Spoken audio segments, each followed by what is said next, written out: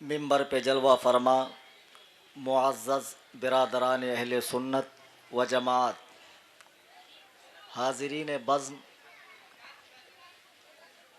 میں نے خطبہ مسنونہ کے بعد قرآن کریم برہان رشید کی مشہور و معروف آیت جو سورہ فاتحہ میں ہے پڑھنے کا شرف حاصل کیا۔ سورہ فاتحہ کی اہمیت و حیثیت بتانے کی اور اس کی تفصیل بتانے کا بھی یہ موقع نہیں ہے، بس اتنا سمجھ لیجئے فاتحہ کو لے کر بڑی جنگیں ہوتی ہیں۔ کچھ لوگ فاتحہ خلف الامام پر لڑتے ہیں، کچھ لوگ فاتحہ علی الطعام پر لڑتے ہیں، کچھ لوگ کہتے ہیں کھانے پہ نہ پڑھی جائے، کچھ لوگ کہتے ہیں امام کے پیچھے پڑھی جائے۔ اسی سورہ فاتحہ کی آیت کریمہ میں نے پڑھی، رب تعالی کے اس ارشاد کی تفصیل بیان کرنے سے قبل غایت ادب و احترام سے ہم اور آپ اہل سنت و جماعت کے دستور کے مطابق و موافق حضور نبی اکرم نور مجسم فخر آدم و بنی آدم جناب محمد رسول اللہ صلی اللہ تعالی علیہ وسلم کی بارگاہ میں ہدیہ درود و سلام پیش کریں۔ اللہم صلی علی مبارک وسلم صلو علیہ صلاۃ و سلام علیکہ یا سیدی یا حبیبی یا رسول اللہ صلی اللہ تعالی علیہ ایک تو وسلم۔ اسٹیج اتنا اونچا زیادہ بنا دیا کہ چڑھنے میں بیٹھنے میں بولنے میں دقت ہو رہی ہے، دوسرے یہ کالے خاں کی بھی طبیعت ذرا ناساز معلوم ہو رہی ہے، تیسرے آپ لوگ تو ماشاءاللہ گھر سے قسم کھا کے نکلیں کہ چاہے جو ہو جائے مبلغ صاحب اوپر سے نیچے آ جائے لیکن ہم اپنی زبان کھولیں گے نہیں۔ بڑی اچھی بات ہے، مت کھولیے، میں ویسے قائل بھی نہیں ہوں کہ ہاتھ لہرا کر اٹھا کر جھوم کر جھام کر، شرافت سے بیٹھے رہیے، ذہنوں کو میری طرف رکھیے، دل جمعی سے میری بات سنیے۔ عنوان آپ نے اشتہار میں پڑھ لیا ہوگا، کیا ہے؟ پڑھا تھا نا آپ لوگوں نے؟ ہاں پڑھ گیا۔ تو اسی عنوان کے تحت مجھے کچھ دیر اپنے معروضات پیش کرنے ہیں جب تک آپ بیدار ہیں، اور جب آپ بیدار ہوں گے تو آپ سے پہلے میں رخصت ہو جاؤں گا۔ حضرات، میری ایک گزارش ہے کہ بیچ میں جو کرسیاں خالی ہیں اسے پر کر لیں، اور تاکہ پیچھے سے آنے والے حضرات کے لیے گنجائش رہے، آپ کے بھائیوں کے لیے۔ حضرات، میں نے قرآن مجید برہان رشید کی آیت مبارکہ کے بعد صحیح بخاری شریف کتاب العلم کی ایک حدیث پڑھی۔ یہ حدیث کتب احادیث میں اور بھی جگہ موجود ہے، حدیث کی دوسری کتابوں میں بھی، لیکن بخاری کے تعلق سے آپ سب جانتے ہیں کہ قرآن کریم کے بعد اس روئے زمین پر سب سے بڑی کتاب صحیح بخاری شریف ہے، اور آج جب بھی کوئی معاملہ ہوتا ہے تو لوگ بخاری بخاری کی رٹ لگاتے ہیں۔ یہ اور بات ہے کہ ان کو پڑھنا ورنا کچھ آتی نہیں ہے، انگریزی میں پڑھتے ہیں، اردو میں پڑھتے ہیں، اور اپنے آپ کو اتنا قابل سمجھتے ہیں کہ انچی ٹیپ لے کر ناپتے ہیں کہ امام بخاری آگے ہیں کہ میں آگے ہوں، اور ایسے ایسے قابل ہے کہ جانور کا ڈاکٹر تھا وہ چھوڑ کر وہ علامہ بن گیا۔ کون؟ جوکر نالائق، جانتے ہیں آپ لوگ؟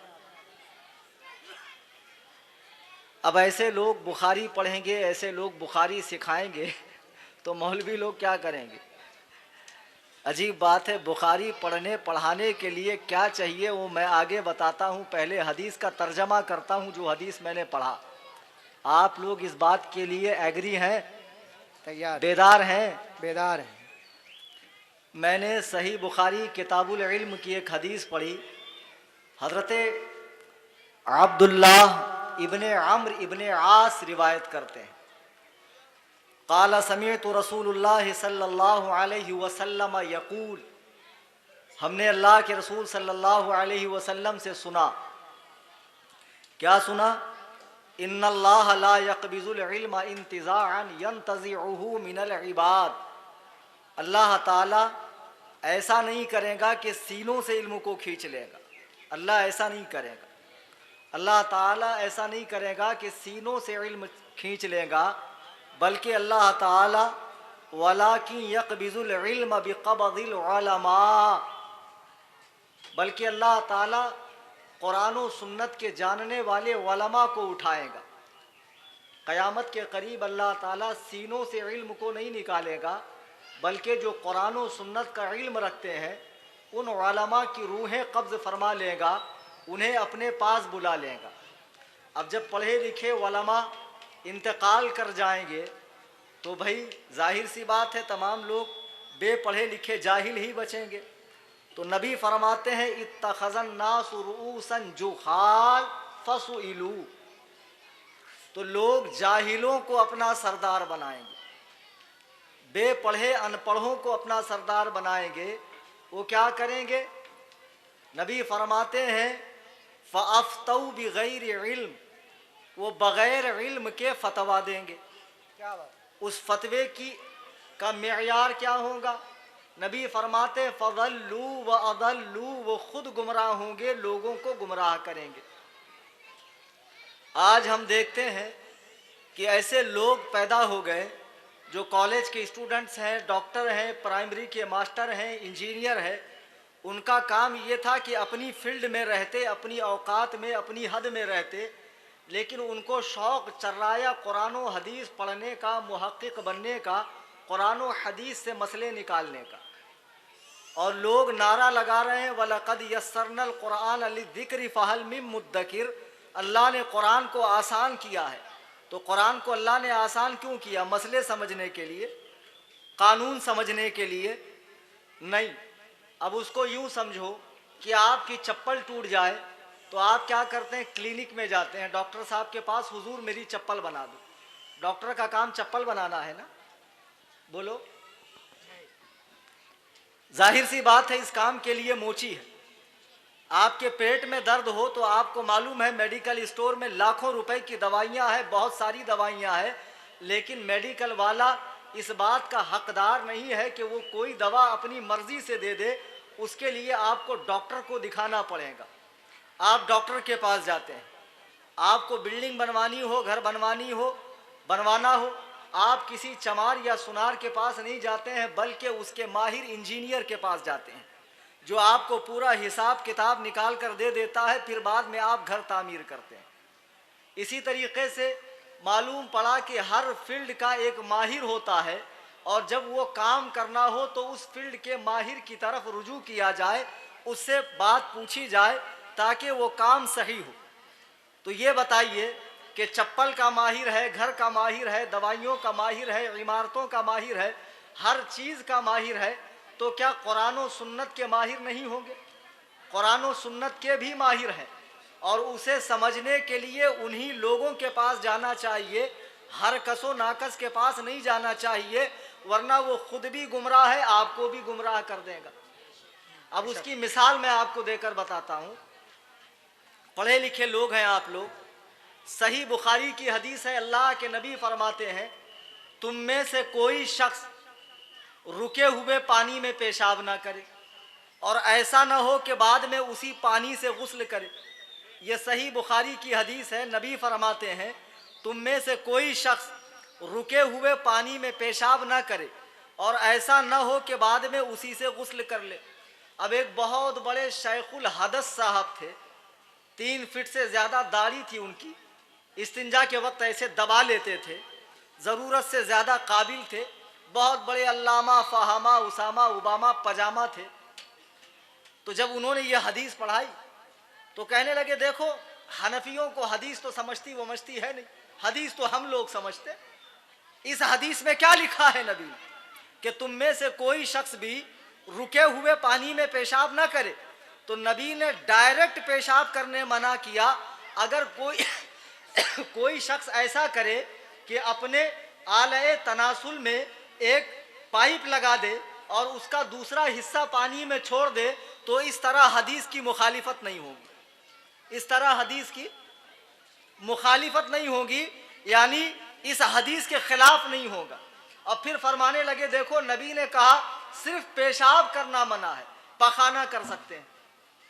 बताओ ऐसे 2 4 10 लोग अगर कुरान हदीस समझने वाले होंगे तो बेड़ा गर्क होगा कि नहीं? खुदा की कसम बेड़ा गर्क हो गया اور لوگ جن کا کام تھا انگریزی پڑھنا آج وہ بخاری پڑھ رہے ہیں۔ بخاری کوئی حلوہ ہے؟ بخاری کوئی اخبار ہے؟ بخاری کوئی ردی کا ٹکڑا ہے؟ خدا کی قسم بخاری پڑھنے کے لیے مدرسے میں 8 سال کا عالم کورس پڑھایا جاتا ہے۔ کتنا؟ 8 سال۔ غور سے سنیے، آج کل بہت بڑے بڑے محدث لوگ گھوم رہے ہیں اور میں نے سنا یہاں بھی بہت ہے، اور میرے تو نام سے ہی صاحب کل کا میرا پروگرام کینسل کروا دیا گھاٹ کے اوپر کا۔ اتنے بڑے مواحد ہے، اللہ کے سوا کسی سے مانگنا شرک ہے، اور کل پولیس والوں کی ہیلپ مانگ کے میرا پروگرام کینسل کروا دی۔ ایک صاحب مجھے واٹس ایپ پہ میسج بھیج رہے ہیں، وہ کیا ہے جو نہیں ملتا خدا سے جسے تم مانگتے ہو مصطفیٰ سے۔ اب 1-2 بار تو میں چپ بیٹھ گیا، پھر میں نے ان کو رپلائی دیا، وہ چندہ ہے جو نہیں ملتا خدا سے جسے تم مانگتے ہو سعودیہ سے۔ مانگتے کہ نہیں مانگتے؟ اور پھر بہت بڑے مواحد، علامہ نہیں علومہ ہے یہ۔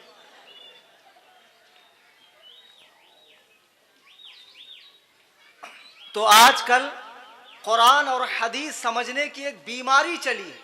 تقلید مت کرو، بڑوں کی بات مت سنو، یہ اللہ کی کتاب ہے قرآن، اور یہ ہے صحیح بخاری، اس کو پڑھو، آپ کا دین آسان ہے، اس کو پڑھو، دین پر چلو۔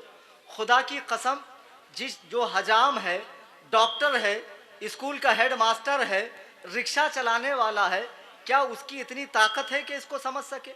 بخاری سمجھنے کے لیے مدرسوں میں 8 سال کا عالم کورس پڑھایا جاتا ہے۔ اتنا ہی نہیں، آپ سوچتے ہوں گے کہ عربی آ جانے سے بخاری آتی ہے، عربی آنے سے بھی بخاری نہیں آتی ہے۔ ورنہ سوچو، اگر عربی آنے سے بخاری آتی تو عرب میں مدرسے کیوں بنے ہوئے ہیں؟ عرب میں مدرسے ہیں کہ نہیں ہیں؟ جامع ازہر ایجپٹ میں بنا ہوا ہے، مصر میں، مدینہ یونیورسٹی مدینے میں بنی ہوئی ہے، شاہ فہد یونیورسٹی مکہ المکرمہ میں بنی ہوئی ہے، Baghdad university, Saddam university Baghdad میں بنی ہوئی ہے۔ عرب میں بھی مدرسے بنے ہوئے ہیں، عرب میں بھی باقاعدہ کورس کروایا جاتا ہے۔ جب وہ کورس کمپلیٹ ہوتا ہے تو اس کے بعد بچہ اس قابل ہوتا ہے کہ وہ بخاری کو ہاتھ میں لے اور بخاری پڑھ سکے، بخاری کو سمجھ سکے۔ لیکن کتنے تعجب کی بات ہے کہ آج ایسے لوگ بخاری کو سمجھ رہے ہیں جن کو اردو پڑھنی نہیں آتی، اور کس میں پڑھ رہے ہیں؟ انگلش میں۔ آج سے کچھ دن پہلے ایک صاحب سے میرا ڈیبیٹ ہو رہا تھا فون پر، وہ مجھے بہت تنگ کرنے لگے، آپ سے مناظرہ کرنا ہے، مناظرہ کرنا۔ میں نے کہا للہ تو ورلڈ فیمس ہو جائے گا، میرے سے پنگا مت لے۔ نہیں بولے کرنا ہے۔ اب اس کو بڑا شوق چل رہا ہے مناظرے کا۔ تو رات میں 4 بجے اس کو میں نے کال کیا، اس کو میں نے عربی میں بات کیا، من انتا نہیں معلوم، کیف انتا نہیں معلوم، فہمت باللغت العربیہ نہیں معلوم۔ بولے اردو میں بات کیجیے، ہم سے جو بات کرنا اردو میں بات کرنا۔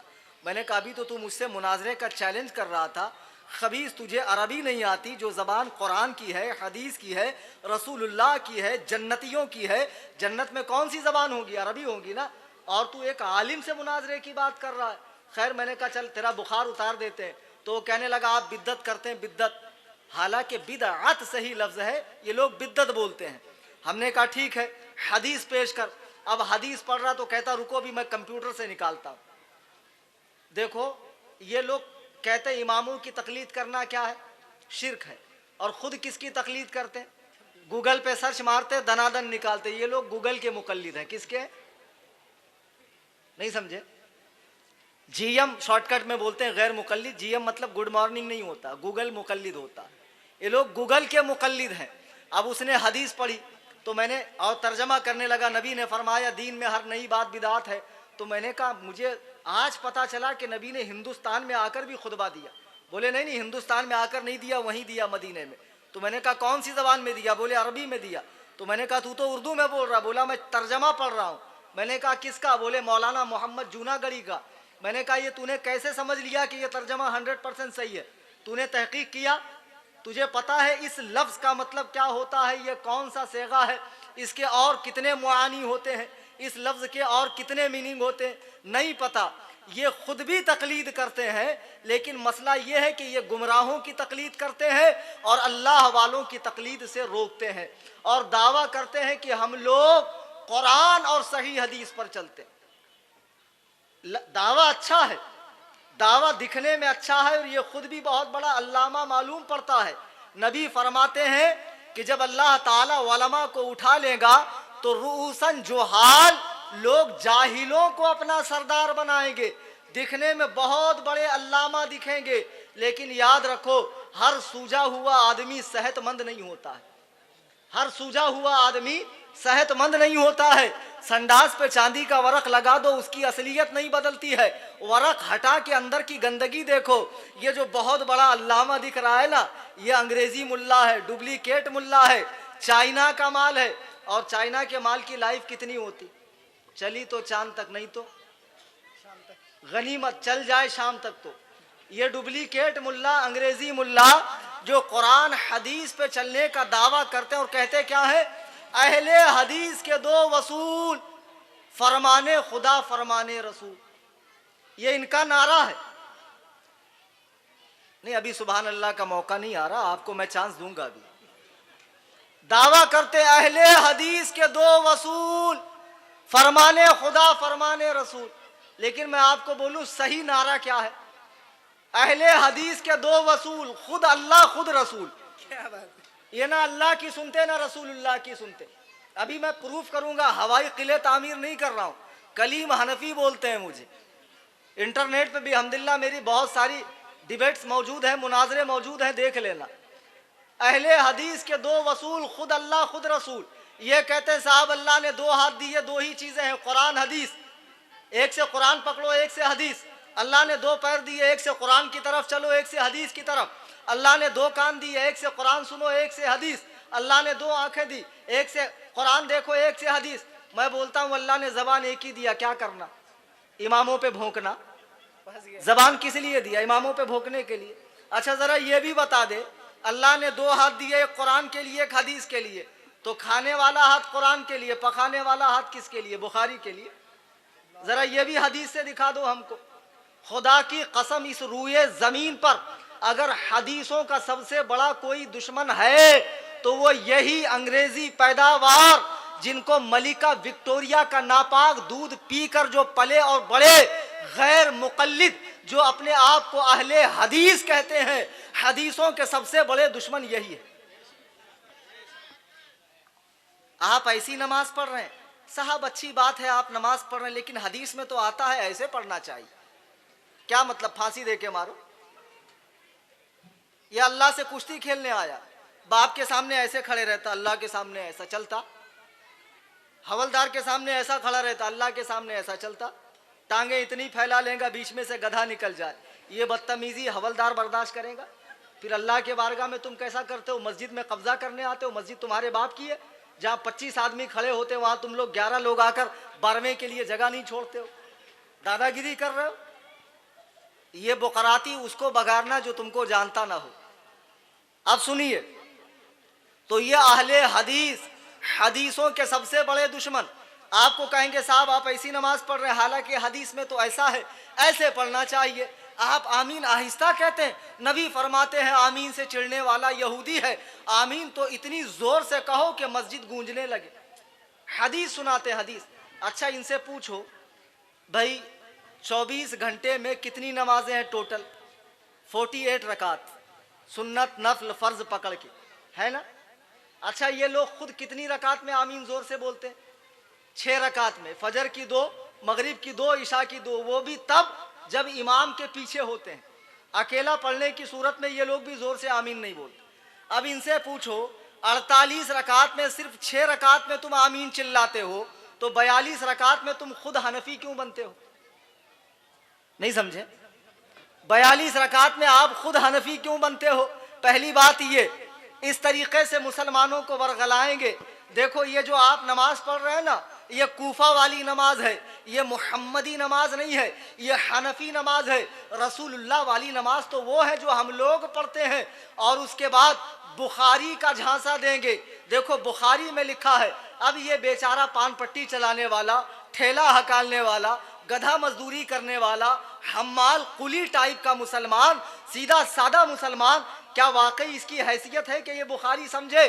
یہ بیچارہ نبی کی بات سوچ کر ان کے پیچھے لگتا ہے اور گمراہ ہو جاتا ہے. سنی مسلمانوں, یہ لوگ بخاری پر بھی عمل نہیں کرتے ہیں. اگر یہ لوگ بخاری پر بھی عمل کرتے تو غنیمت تھا. خدا کی قسم یہ لوگ امام بخاری کے بھی دشمن ہیں، امام بخاری کے بھی دشمن ہے۔ ایک مرتبہ میں تقریر کرنے راجستھان گیا، وہاں میں نے دیکھا چھوٹا سا دیہات تھا، ایک امام صاحب نماز پڑھ رہے تھے، اور وہ امام صاحب ضرورت سے زیادہ قابل تھے، شاید سعودیہ ریجیکٹ ہوں گے، کچھ لوگ سعودی جاتے تو معلوم ان کا دماغ کام نہیں کرتا، محدث بن کے آ جاتے ہیں، تو وہ سعودی ریجیکٹ تھے۔ اب نماز ایسے ایسے ایسے خوب پڑھ رہے ہیں، میں نے کہا یا اللہ یہ کون سے ٹائپ کی نماز ہے، یا کوئی راشا کی بیماری ہے ان کو۔ نماز کے بعد میں نے پوچھا مولانا یہ کون سی نماز ہے؟ بولے آپ کو نہیں پتا، صحیح بخاری میں رسول اللہ فرماتے ہیں نماز ہل کے اور پھل کے پڑھو۔ میں نے کہا یار بخاری تو میں نے پڑھی لیکن یہ روایت تو میرے نظر سے کبھی گزری نہیں۔ بولے یہیں بیٹھو میں ابھی بخاری لے کر آتا ہوں۔ اب وہ دوڑے دوڑے گئے گھر سے، اردو والی بخاری لائے۔ کون سی؟ ارے بولو بھائی، لائے نہیں، اتنا ڈانٹ کے مت بول بھائی۔ اب لائے، لانے کے بعد انہوں نے بخاری کھولا، اب حدیث تو تھی لیکن دیکھو سمجھ میں کیسے فرق آتا۔ پہلے زمانے میں جو گول یہ ہوتی تھی نا اس کو لمبا لکھتے تھے۔ آپ 60 سال پرانی کتاب اٹھا کر دیکھو، فتاوی رضویہ، بحر شریعت، کوئی بھی، تو اس میں گول یہ کیسے ملے گی؟ لمبی۔ جو یہاں ہے نا یہاں، وہ یہاں وہاں اننے اننے، یہ پرانی اردو ہے، اب نہیں چلتی، ابھی اردو جوان ہو گئی ہے، پہلے اردو ایسی تھی۔ اب اس میں لکھا کیا تھا؟ نبی فرماتے ہیں امام کو چاہیے کہ امام نماز ہلکی پھلکی پڑھائے تاکہ بوڑھے کمزور بیماروں کو تکلیف نہ ہو، لیکن وہ یہ لمبی تھی، امام صاحب زیادہ قابل تھے تو سمجھے نبی نے فرمایا امام نماز ہل کے اور پھل کے پڑھائے۔ اب بتاؤ ایسے ایسے بخاری سمجھنے والے ہوں گے تو بیڑا غرق ہوگا کہ نہیں ہوگا؟ اب یہ غیر مقلدین صاحبان جو حدیث پہ چلنے کا دعویٰ کرتے ہیں، خدا کی قسم میں بتا دوں حدیث پہ چلنے کا ہمیں حکم نہیں دیا گیا، ہمیں سنت پہ چلنے کا حکم دیا گیا۔ سنت اور چیز ہے، حدیث اور چیز ہے، سنت و حدیث الگ الگ چیز ہے۔ نبی فرماتے ہیں من تمسک بسنتی عند فساد امتی فلہ اجر مئات شہید۔ فساد امت کے وقت جو میری سنت سے تمسک کرے گا، میری سنت کو پکڑے گا، اسے 100 شہیدوں کا ثواب ہے۔ نبی نے سنت پہ چلنے کا حکم دیا، حدیث پہ چلنے کا حکم نہیں دیا۔ اگر واقعی میں تمہارے دم میں دم ہے، تقریر کے بعد میں نکلوں گا نہیں، رات میں 4 بجے تک رکوں گا چیتا کیمپ میں، جس بھی غیر مقلد کی ماں نے جنا ہو سامنے آ کر ثابت کر دو کہ تمہاری جماعت کا نام حدیث سے ثابت ہے، صحیح نہیں، حسن نہیں، مرفوع نہیں، لنگڑی لولی حدیث سے تم اپنا اہل حدیث ہونا ثابت کرو۔ نبی نے اپنی جماعت کو اہل حدیث کہا ہو؟ نہیں، نبی نے فرمایا جب میری امت میں 73 فرقے ہوں گے تو 72 جہنمی ہوں گے اور ایک جنتی فرقہ جس کا نام اہل سنت و جماعت ہے۔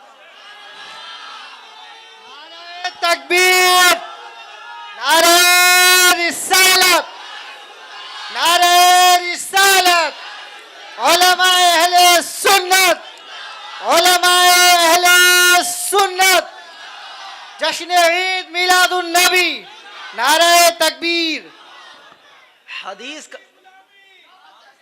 حدیث کا نام لے کر نعرے کم لگائیں، ایکچول میں وقت کم ہے۔ حضرات حدیث کا نام لے کر خدا کی قسم دھوکہ دیا جا رہا ہے۔ نبی نے کہیں نہیں فرمایا حدیث پر عمل کرو، حدیث پہ عمل ہو ہی نہیں سکتا۔ اس کے لیے میری تقریر آپ یوٹیوب پر سن لیں، ابھی اتنا وقت نہیں ہے کہ سنت اور حدیث کا فرق میں بتاؤں، بس اتنا سمجھ لیں حدیث پر عمل نہیں ہو سکتا ہے، حدیث کا نام لے کر دھوکہ دیا جا رہا ہے۔ نبی نے فرمایا اہل سنت و جماعت، سنت پہ چلنے والے، سنت کہتے ہیں نبی اور صحابہ کے وہ طریقے جس پر وہ خود چلے اور چلنے کا حکم دیا۔ آگے وہ جماعت لفظ ہے، یعنی صحابہ کے اجماعی فیصلوں کو ماننے والے، جس پر صحابہ کرام جمع ہوئے۔ یہ لوگ قرآن حدیث پر چلتے ہیں، جیسے شیعہ صحابہ کے دشمن ہے ویسے ہی غیر مقلد मुकल्लिद भी सहाबा के दुश्मन है, ये छुपे हुए राफजी हैं। सोचो हजरत उमर फारूक कौन है जिनके बारे में नबी कहते हैं मेरा उमर रास्ते से गुजर जाए तो शैतान अपना रास्ता बदल लेता है। उमर ने सहाबा को मदीने में 20 रकात तरावी बाजमात पढ़ाई। आज भी 1500 सालों से 20 रकात तरावी होती आ रही है। आज भी हरमे काबा में 20 रकात तरावी हो रही है। इसने तरावी को हाफ कर दिया।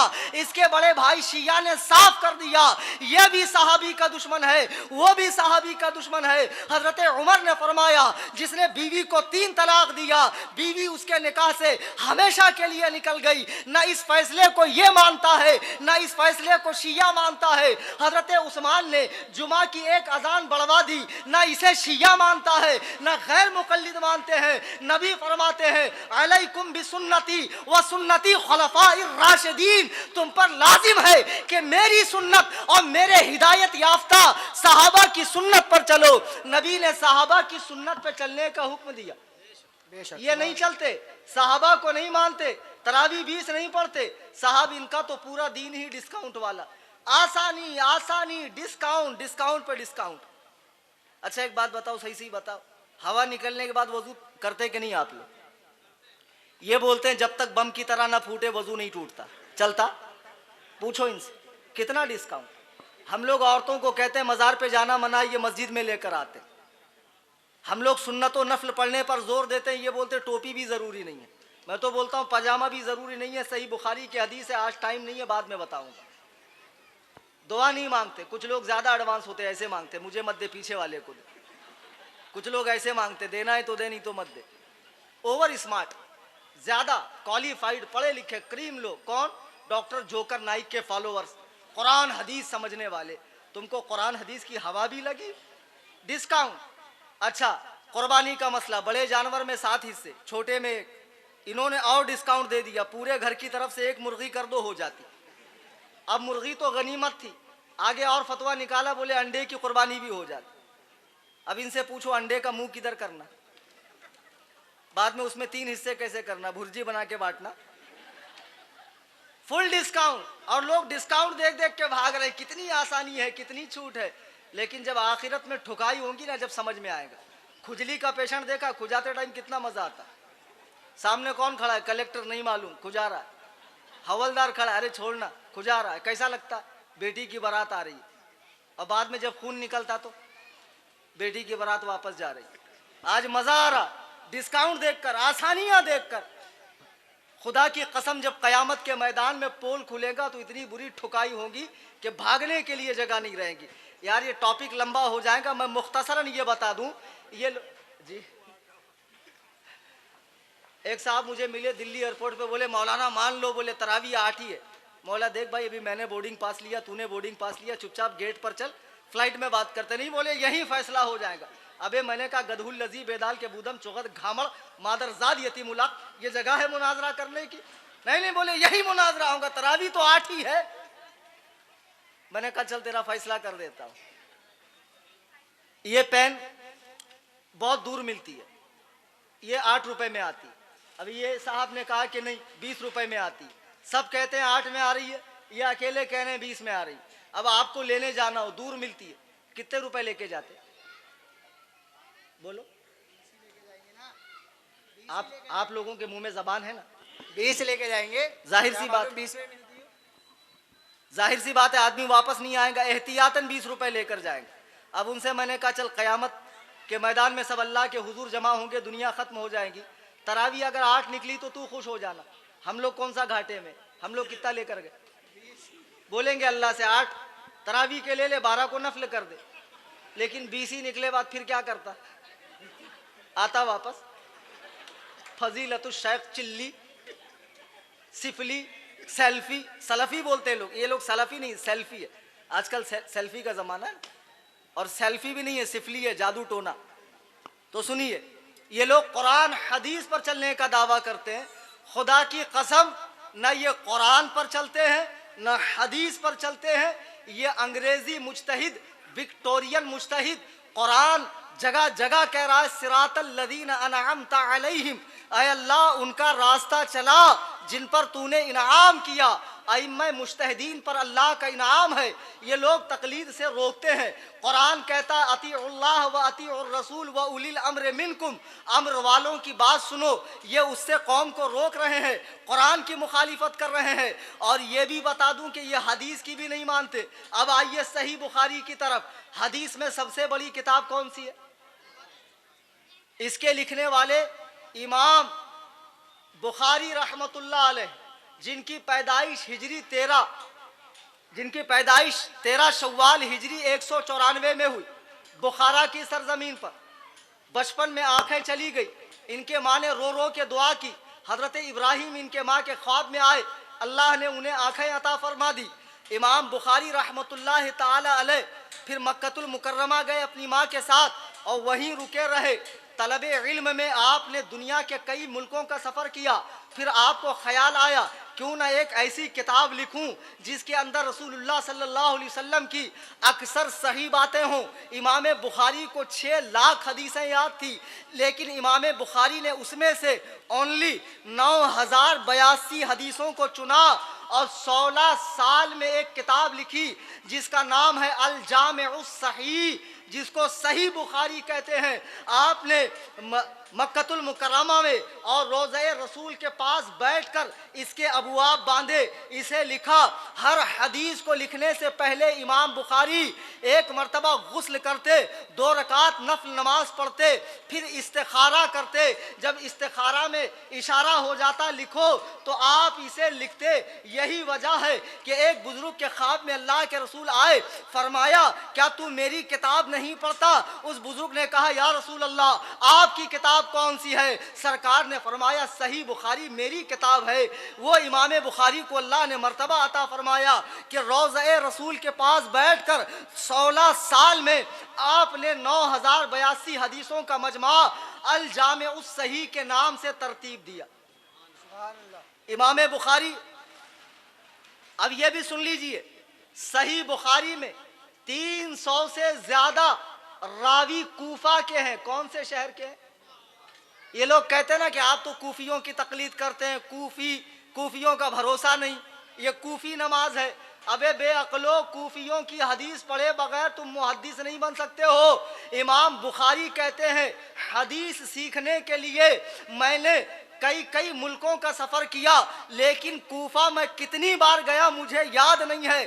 امام بخاری کے 310 شیوخ اور اساتذہ تھے، جس میں سے 250 استاذ امام بخاری کے کوفہ کے رہنے والے تھے۔ کوفہ وہ سرزمین ہے جہاں 1500 صحابہ تشریف لائے، جس کی بنیاد ہجری 17 میں حضرت عمر فاروق کے حکم پر حضرت سعد بن ابی وقاص نے رکھی۔ جس شہر کی بنیاد کوفہ وہ شہر ہے جہاں عبداللہ ابن مسعود نے پوری زندگی علم قرآن و حدیث کی خدمت کی۔ حضرت علی نے جسے اپنا دارالخلافت بنایا، جہاں 1500 صحابہ تشریف لائے۔ امام بخاری نے اپنی بخاری میں اکثر حدیثیں کوفیوں سے لی ہے۔ اگر کوفیوں کا بھروسہ نہیں ہے تو بخاری پڑھنا چھوڑ دو۔ کیا بات ہے؟ اور ایک مزے کی بات بتاؤں، بخاری کی آخری حدیث کون سی ہے؟ آپ کو کیسے پتا رہے گا؟ کلیمتان حبیبتان، بخاری کی جو آخری حدیث ہے، 2 کلمے جو ہلکے ہیں زبان پر، بھاری ہے میزان پر۔ اس حدیث کے جتنے راوی ہیں سب کے سب کوفہ کے ہیں۔ غور کیجئے، امام بخاری نے بخاری میں جو آخری حدیث لکھی ہے اس میں تمام راوی کوفہ کے ہیں۔ امام بخاری نے بتا دیا دین میں آخری بات جو حجت کے طور پر مانی جائے گی وہ کوفہ والوں کی ہوں گی۔ الحمدللہ کوفہ والوں کو یہ علمی حیثیت حاصل ہے۔ بہرحال امام بخاری نے صحیح بخاری کو ترتیب دیا۔ اللہ نے یہ مقام عطا فرمایا بخاری کو کہ تمام مکاتب فکر کے لوگ اسے قرآن کے بعد سب سے بڑی کتاب مانتے ہیں۔ تمام مکاتب فکر سے مراد اہل حدیث بھی اور عقل کے اندھے، شکل کے گندے، دیو کے بندے، وہ بھی اہل سنت و جماعت، بریلوی بھی، سب اسے قرآن کے بعد بڑی مانتے ہیں۔ اب یہ بخاری امام بخاری نے لکھی، لیکن ایک مزے کی بات بتاؤں، اتنے بڑے محدث امام بخاری تقلید کرتے تھے کس کی؟ امام شافعی کی۔ 4 امام ہے نا بھائی، امام شافعی کی علامہ تاج الدین سبکی رحمہ اللہ نے الطبقات الشافعیہ میں، اور حضرت شاہ ولی اللہ نے الانصاف میں، اور غیر مقلدوں کے عالم مولانا نواب صدیق حسن خان بھوپالی نے ابجد العلوم میں لکھا ہے کہ امام بخاری امام شافعی کے مقلد تھے۔ سوچو، جس نے اتنی بڑی کتاب لکھا اس نے بھی تقلید کا انکار نہیں کیا، یہ گھامر خالی بخاری کو الماری میں رکھتا ہے اور تقلید کا انکار کرتا ہے۔ کیا بات! سوچو، اس سے بڑا گھامڑ کوئی روئے زمین پر ہوگا کہ بخاری کو الماری میں رکھ کر تقلید کا انکار کرتا ہے۔ خیر، اللہ نے امام بخاری کو یہ فضیلت عطا فرمائی کہ جب آپ کا انتقال ہو گیا تو امام ابو عبداللہ شمس الدین الذہبی رحمہ اللہ اپنی کتاب سیر اعلام النبلاء میں لکھتے ہیں کہ ہجری 464 میں جب سمرقند میں قحط پڑ گیا، بارش نہیں ہو رہی تھی، تو لوگ امام بخاری کی قبر پہ حاضر ہوئے اور ان سے استشفاء کیا، ان سے گزارش کی، اللہ کی بارگاہ میں ہمارے لیے دعا کرو۔ امام بخاری کے قبر پہ حاضری دی، اتنی بارش ہوئی کہ 7 دن تک لوگوں کا گھر سے نکلنا مشکل تھا۔ یہ رسول اللہ کے دین کی خدمت کا نتیجہ ہے کہ امام بخاری دنیا سے جا چکے ہیں، لیکن ان کی قبر سے دعائیں قبول ہو رہی ہے، اور یہ کہتا قبر پہ جانا شرک ہے۔ ابے جس کی بخاری کا تو حوالہ دیتا ہے اسی کی قبر پہ آج نہیں، آج سے 1000 سال پہلے لوگ حاضر ہو کر دعائیں کرتے تھے۔ سبحان اللہ! اچھا، بہت جلدی میں اور بتا دوں کہ یہ امام بخاری رحمت اللہ علیہ نے بخاری لکھی۔ غیر مقلد کہتے ہیں ہم بخاری پر چلتے ہیں، قرآن اور صحیح حدیث پر چلتے ہیں، کہتے ہیں نا یہ لوگ۔ اب میں آپ کو بتاتا ہوں، یہ لوگ بخاری کی نہیں سنتے۔ بہت کم وقت ہے، اس کے اندر چند 62 حدیثوں کو میں نے 4 دن پہلے کلیکٹ کیا ہے، میری کتاب بھی آ رہی بخاری اور غیر مقلد، کافی ضخیم کتاب ہے، جس میں نے ثابت کیا ہے کہ صحیح مرفوع حدیث کے خلاف یہ لوگ عمل کرتے ہیں۔ نمبر 1، امام بخاری رحمت اللہ علیہ نے صحیح بخاری میں ایک حدیث لکھی ہے۔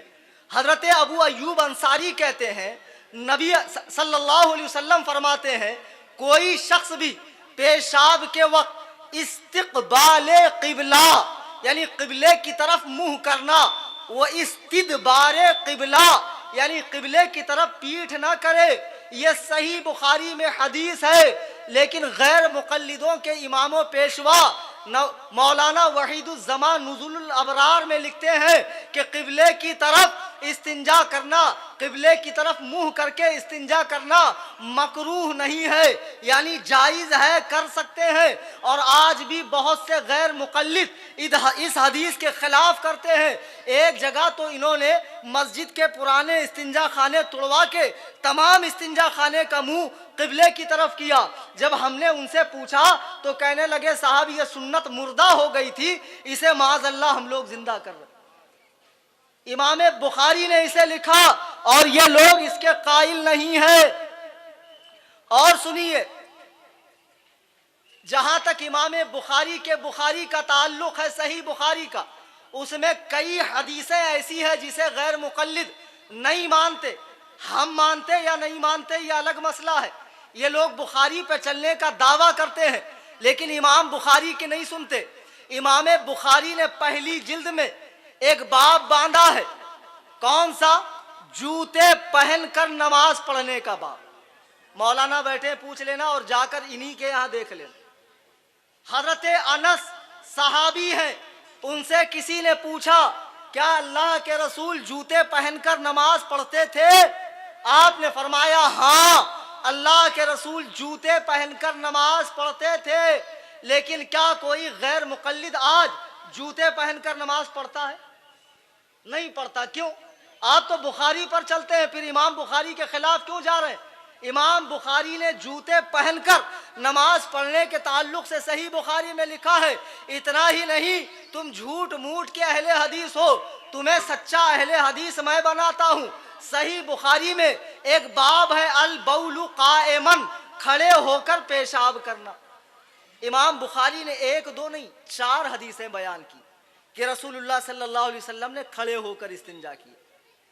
اب آپ اہل حدیث ہیں واقعی میں تو کھڑے ہو کر پیشاب کرو، کل سے بیٹھ کر استنجا مت کرنا، اس لیے کہ بیٹھ کر استنجا کرنے کی حدیث بخاری میں نہیں ہے، بخاری میں کھڑے رہ کر کرنے کی ہے اور ایک دم صحیح حدیث ہے۔ پھر آپ عمل کیوں نہیں کرتے؟ آپ تو اہل حدیث ہے نا۔ اب یہی سمجھو، کھڑے ہو کر پیشاب کرنا حدیث تو ہے، سنت نہیں۔ کیا بات؟ اب بیٹھ کر پیشاب کرنا کیا ہے؟ اور ہم لوگ کون ہیں؟ اہل سنت۔ تو ہم لوگ سنت پہ اسی لیے عمل کرتے ہیں، حدیث پر عمل نہیں کرتے۔ یہ حدیث ہے تو صحیح، عمل کے لائق نہیں ہے۔ پھر صحیح بخاری میں یہ حدیث بھی موجود ہے، رسول اللہ علیہ الصلاۃ والسلام نے بحالت نماز اپنی نواسی امامہ کو اپنی پیٹھ پر سوار کیا اور نماز ادا فرمائی۔ اگر تم غیر مقلد اہل حدیث ہو، حدیث پر چلتے ہو، تو A1 کوالٹی کی کتاب ہے بخاری، اس میں ہے یہ حدیث، آپ لوگ اس پر عمل کیوں نہیں کرتے ہو؟ نہیں عمل کریں گے۔ اتنا ہی نہیں، اور سنیے، داڑھی کتنی رکھتے بھائی ہم لوگ؟ ایک مٹھی نا؟ یہ لوگ کتنی رکھتے ہیں ناف سے نیچے؟ دیکھا کبھی آپ نے ایسے بے وقوف جانوروں کو؟ امام بخاری رحمت اللہ علیہ نے صحیح بخاری میں یہ حدیث نقل کی ہے۔ حضرت عبداللہ ابن عمر کہتے ہیں کہ رسول پاک صلی اللہ علیہ وسلم نے فرمایا کہ داڑھی بڑھاؤ، مونچھوں کو کٹاؤ، اور پھر حج کے موقع پر، عمرے کے موقع پر عبداللہ ابن عمر نے اپنی داڑھی کو پکڑا اور ایک مٹھی سے جو زیادہ تھی اسے کاٹا۔ غور کیجئے، یہ حدیث صحیح بخاری میں موجود ہے۔ حضرت عبداللہ ابن عمر نے حج اور عمرے کے موقع پر نبی کی یہ بات سنائی کہ نبی فرماتے ہیں داڑھی بڑھاؤ، لیکن کتنی بڑھاؤ؟ کتنی بڑھاؤ؟ آپ نے مٹھی میں داڑھی پکڑا اور کاٹا اور فرمایا اتنی بڑھاؤ، اور ایسے موقع پر کاٹا جب لاکھوں لوگوں کا مجمع تھا، تاکہ لوگوں کو معلوم پڑ جائے کہ سنت ایک مٹھی داڑھی ہے، ایک قبضہ داڑھی سنت ہے، اس سے زیادہ سنت نہیں ہے۔ ان کی جو ناف سے نیچے جا رہی ہے 3 میل لمبی داڑھی، ذرا ان سے پوچھو اس کی دلیل کیا ہے؟ کسی غیر مقلد کی ماں نے جنا ہو تو اس کلیم حنفی کے سامنے ایک صحیح مرفوع حدیث پیش کر دے کہ ناف سے نیچے تک داڑھی رکھنا سنت ہے۔ اگر واقعی میں دم ہو تو ثابت کر دے، ورنہ صحیح بخاری میں حضرت عبداللہ ابن عمر کی روایت ہے کہ آپ نے داڑھی کو پکڑ کر ایک مٹھی سے زیادہ والی داڑھی کاٹ دی۔ درود پاک پڑھ دیں، اللہم صلی علی سیدنا و مولانا محمد مبارک وسلم، صلو علیہ صلاۃ و سلام علیکہ یا سیدی یا حبیبی یا رسول اللہ۔ عجیب بات ہے، میں نے درود پڑھنے کے لیے کہا، آپ حضرات نے اپنی لبہائے ناز کو تکلیف نہیں دی۔ یہ سنیوں کی محفل ہے، ہو سکتا ہے اس میں کوئی BPL بھی ہو، بن پیندے کا لوٹا، ادھر بھی لڑکنے والا ادھر بھی لڑکنے والا۔ آج کل ہے نا بھائی ایسے سائی بابا والے، دونوں ہاتھ میں لڈو، با مسلمان اللہ اللہ، باب رمن رام رام۔ یہ دوگلی پالیسی دین میں نہیں چلتی۔ اوریجنل بھی بیٹھے ہیں بہت آپ کی گفتگو کے لیے۔ ایسے بہت سے بھی پلپلے بھی ہو سکتے ہیں، لیکن تقریباً تو الحمدللہ سنی ہے۔ درود پڑھنے کے لیے کہا جائے تو باواز بلند پڑھا کریں، اللہم صلی علی سیدنا و مولانا محمد مبارک وسلم، صلو علیہ صلاۃ و سلام علیکہ یا سیدی یا حبیبی یا رسول اللہ صلی اللہ تعالی علیہ۔ اب جمعہ کا غسل لیجیے۔ جمعہ کے غسل کو غیر مقلد واجب کہتے ہیں اور ایک دم ضروری قرار دیتے ہیں۔ ان کے عالم نواب نور حسن خان صاحب نے بھی اپنی کتاب عرف الجادی میں لکھا ہے کہ جمعہ کا غسل واجب ہے، جبکہ امام بخاری رحمت اللہ علیہ نے صحیح بخاری میں ایک چیپٹر باندھا ہے، ایک باب باندھا ہے۔ اس باب میں آپ نے لکھا ہے جمعہ کے غسل کی فضیلت۔ جمعہ کے غسل کی فضیلت، علامہ ابن حجر کہتے ہیں کہ امام بخاری کو پوچھا گیا کہ آپ کے نزدیک جمعہ کا غسل کیا ہے، واجب ہے، سنت ہے، نفل ہے، کیا ہے؟ تو آپ نے فرمایا بہتر ہے۔ کیا فرمایا؟ بہتر۔ آپ نے واجب نہیں کہا۔ امام بخاری نے باب ہی باندھا ہے کہ جمعہ کے دن غسل کرنے کی فضیلت، غور کیجئے، امام بخاری کی بخاری پر چلنے والے کا دعویٰ کرنے والے غیر مقلدین امام بخاری کے کتنے بڑے مخالف ہیں کہ امام بخاری تو جمعہ کے غسل کو صرف مستحب قرار دیتے ہیں، اچھا قرار دیتے ہیں، سنت قرار دیتے ہیں، لیکن یہ لوگ اسے واجب قرار دیتے ہیں۔ اب اس کے بعد اور سمجھیے، جیسے یہ لوگوں نے بہت سی چیزوں میں آسانی کر دی ہے، ویسے ہی انہوں نے قربانی میں بھی ڈنڈی مار دی ہے۔ معلوم ہے آپ کو قربانی کتنے دن کرتے ہیں یہ لوگ؟ کتنے کم لوگوں کو ان کے تعلق سے معلومات ہے، 4 دن۔ غیر مقلد قربانی کتنے دن کرتے ہیں؟ 4 دن۔ میں تو سمجھتا ہوں صاحب چمڑا لینے کی چکر میں یہ لوگوں نے ایک دن اور بڑھا دیا ہے۔ یہ ہر ایسا کام کریں گے جس میں نفس کو آسانی ہو اور جس میں مالی فائدہ ہو، اور اس کے لیے اسی کو وہ قرآن و حدیث کا نام دیں گے۔ ایک صاحب مجھے فون کیے، بولے آپ اللہ رسول کی نہیں سنتے، اماموں کی سنتے ہیں، اللہ رسول کی سنیے، اللہ رسول کی سنیے۔ میں نے کہا تو اللہ ہے کہ رسول اللہ ہے؟ بولے میں کچھ بھی نہیں ہوں۔ پھر میں نے کہا میں تیری کیوں سنوں؟ ابھی تو کیا بول رہا، اللہ کی سنیے، رسول اللہ کی سنیے؟ تو ایسے گھامڑ ہوتے ہیں یہ لوگ۔ قربانی یہ لوگ 4 دن کرتے ہیں، حالانکہ قربانی 3 ہی دن ہے، اور یہ بھی صحیح بخاری سے ثابت ہے۔ امام بخاری رحمۃ اللہ علیہ نے 3 دن قربانی کے تعلق سے صحیح بخاری میں 4 حدیثیں بیان کی، جس میں سے ایک حدیث یہ ہے کہ ابو عبید کہتے ہیں کہ ہم نے بقرعید کی نماز، عید الاضحیٰ کی نماز حضرت علی کے ساتھ پڑھی، تو حضرت علی نے نماز پڑھنے کے بعد خطبہ دیا، اور خطبے میں ارشاد فرمایا کہ اے لوگوں، میں نے اللہ کے رسول صلی اللہ علیہ وسلم سے سنا کہ جو شخص قربانی کرے اسے چاہیے کہ 3 دن سے زیادہ گوشت نہ رکھے اور چوتھے دن گوشت کو نہ رکھے اور گوشت کو نہ کھائے۔ حضرت علی کیا فرماتے ہیں؟ جو شخص قربانی کرے اسے چاہیے کہ 3 دن سے زیادہ گوشت نہ رکھے، 3 دن کے اندر ختم کرے، چوتھے دن گوشت نہ رکھے، گوشت نہ کھائے۔ آپ غور کیجئے، قربانی کا گوشت چوتھے دن رکھنا بھی منع ہے، کھانا بھی منع ہے، حالانکہ یہ حکم اب ختم ہو گیا ہے، رکھنے کا حکم تو اب باقی ہے۔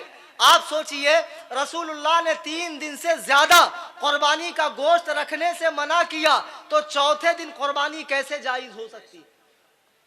اگر رکھنے کا جواز ہوتا، رکھنے کا ثبوت ہوتا، تو چوتھے دن قربانی بھی جائز ہوتی۔ تمام غیر مقلدین سے میری گزارش ہے وہ ایک حدیث ایسی پیش کریں جس میں یہ لکھا ہو کہ چوتھے دن قربانی کی اجازت ہے۔ سنی جنتی مسلمانوں، نام قرآن و حدیث کا ہے، لیبل بہت اچھا ہے، لیکن یہ انگریزی مجتہد قرآن و حدیث کے نام پہ آپ کو دھوکہ دے رہا ہے۔ یہ حدیث کی بھی نہیں سنتا، اگر حدیث کی سنتا تو امام بخاری 3 دن قربانی کے قائل ہیں، یہ لوگ 4 دن قربانی کرتے ہیں۔ ایک بات اور سن لیجیے، مسافہ کتنے ہاتھ سے کرتے ہیں یہ لوگ؟ اور 2 ہاتھ سے مسافے کو سنت کے خلاف بتاتے ہیں۔ بھائی ان کو کہاں سے حدیث مل گئی ایک ہاتھ سے مسافے کی؟ صحیح بخاری میں امام بخاری نے ایک باب باندھا ہے، باب یعنی چیپٹر، باب المصافہ۔ مصافہ کرنا کیا ہے؟ واجب ہے، فرض ہے، کیا ہے؟ سنت ہے۔ تو امام بخاری نے اس باب میں کچھ حدیثیں بیان کی جس سے معلوم پڑتا ہے کہ مصافہ سنت ہے۔ اب اس میں بحث نہیں ہے ایک ہاتھ سے یا 2 ہاتھ سے۔ اب اس کے فوراً بعد ایک چیپٹر اور ہے۔ یہ لوگ آپ کو پہلا چیپٹر تو دکھاتے ہیں، دوسرا نہیں دکھاتے۔ دوسرا دکھائیں گے تو کیا ہوگا؟ آپ ان کے جال میں نہیں پھنسیں گے۔ اسی کے فوراً بعد باب الاخذ بالیدین وصافہ حماد بن زید، امام بخاری نے باب باندھا ہے 2 ہاتھ سے مصافحہ کرنا، اور اس میں انہوں نے دلیل لائی ہے۔ حضرت حماد بن زید نے حضرت عبداللہ ابن مبارک سے 2 ہاتھوں سے مصافحہ کیا۔ امام بخاری نے خود صحیح بخاری میں باب باندھا ہے 2 ہاتھ سے مسافہ کرنے کا. اچھا ان کے پاس کیا دلیل ہے ذرا وہ بھی سن لیجئے. جو امام بخاری نے پہلا باب باندھا ہے باب المصافہ کا, اس میں ایک حدیث ہے. حضرت عبداللہ ابن مسعود کہتے ہیں اللہ کے رسول صلی اللہ علیہ وسلم نے مجھے تشہد اس حالت میں سکھایا کہ میرا ایک ہاتھ نبی کے دونوں ہاتھ میں تھا.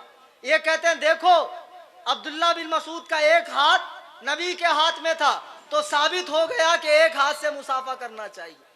بے وقوف ہوں, امام بخاری اس باب میں صرف اتنا بتا رہے ہیں کہ مسافہ ہے کیا, سنت یا فرض. ان کا مقصد ہے یہ بتانا کہ مسافہ سنت ہے, اور اب بھی نہیں سمجھے.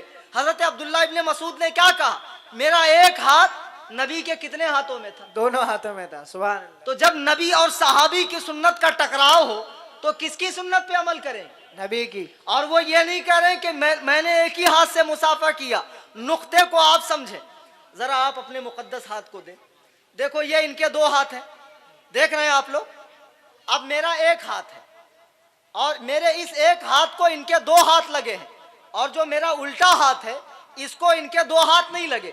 عبداللہ بن مسعود کہتے ہیں میرا ایک ہاتھ اتنا خوش نصیب تھا کہ اسے سرکار کے دونوں ہاتھ لگ گئے. سبحان اللہ. اسے سرکار کے دونوں ہاتھ لگ گئے. الٹے ہاتھ کو یہ فضیلت نہیں تھی کہ اسے 2 ہاتھ لگے.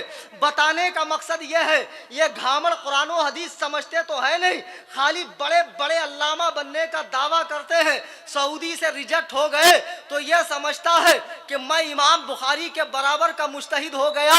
نا اہلو کم عقلو, قرآن و حدیث سمجھنے کے لیے عمریں کھپانی پڑتی ہے تب جا کے قرآن حدیث سمجھ میں آتا ہے. میں ایک جگہ بنگلور میں تقریر کر رہا تھا, میں نے صحیح بخاری کا حوالہ دیا کہ دیکھو مدینہ شریف میں جب قحط پڑ گیا تو حضرت عمر نے نبی کے چچا حضرت عباس کے وسیلے سے دعا کی. جب میں نے یہ حدیث پیش کی تو ایک جوکر نائک کا ماننے چاہنے والا مجمع میں کھڑا ہو گیا, ان شرٹ کیا ہوا تھا, انگریزی کیپ لگایا ہوا تھا, کہنے لگا مولانا یہ حدیث تو آپ کے بھی خلاف ہے.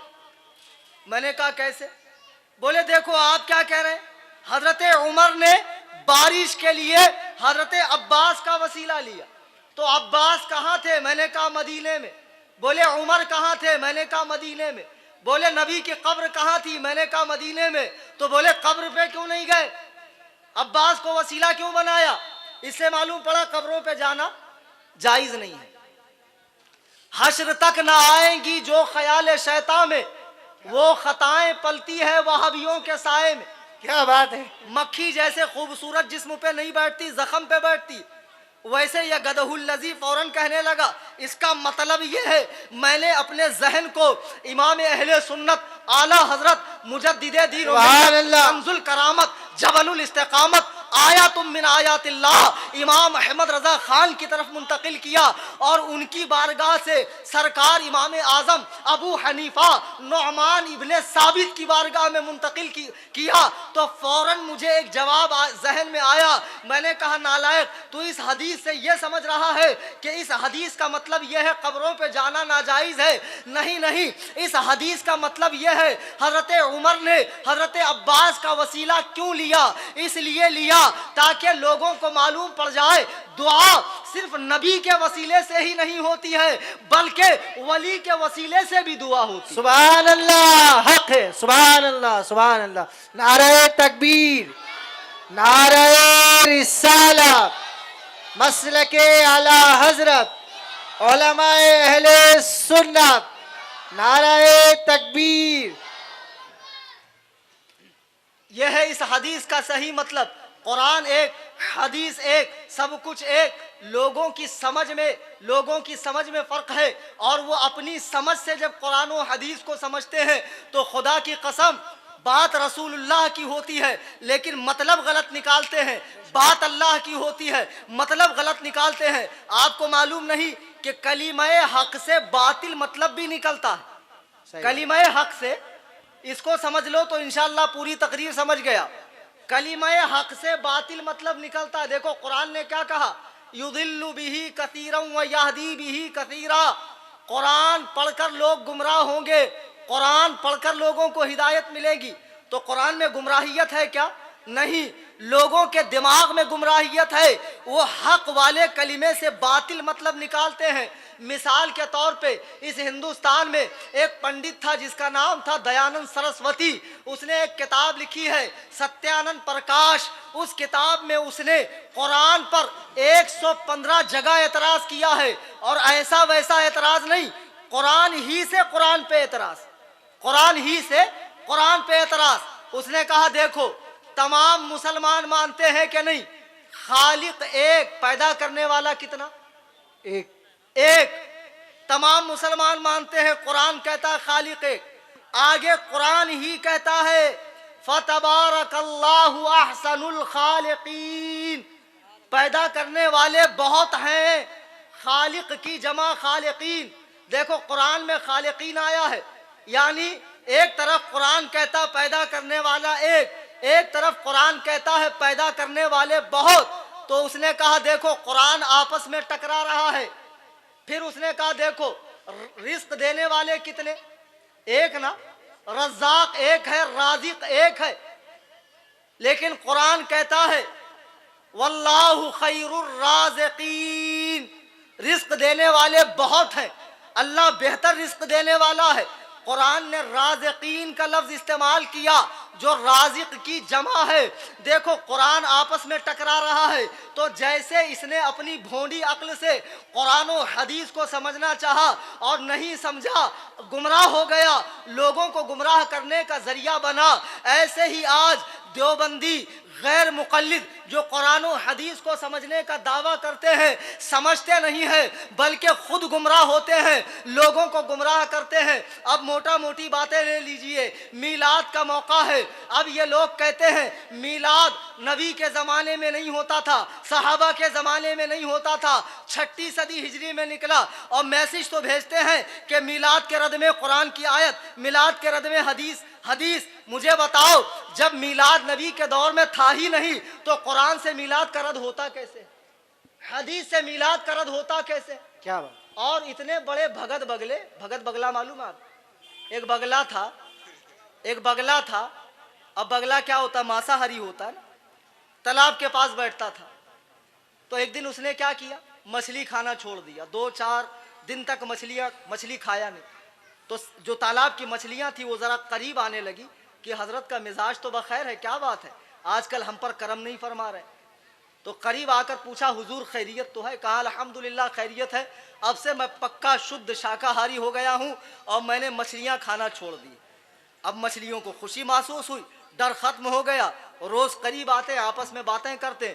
بہرحال ایک دن بگلے نے کہا دیکھو ایسا ہے یہ تالاب سوکھ رہا ہے، پڑوس کے گاؤں میں ایک بہت بڑا تالاب ہے، اگر آپ لوگ چاہو تو میں آپ کو وہاں لے جا کر چھوڑ دوں تاکہ اطمینان سے آپ وہاں رہو، ویسے بھی یہاں پانی ختم ہو جائے گا، آپ لوگ ایک دن مر جائیں گی۔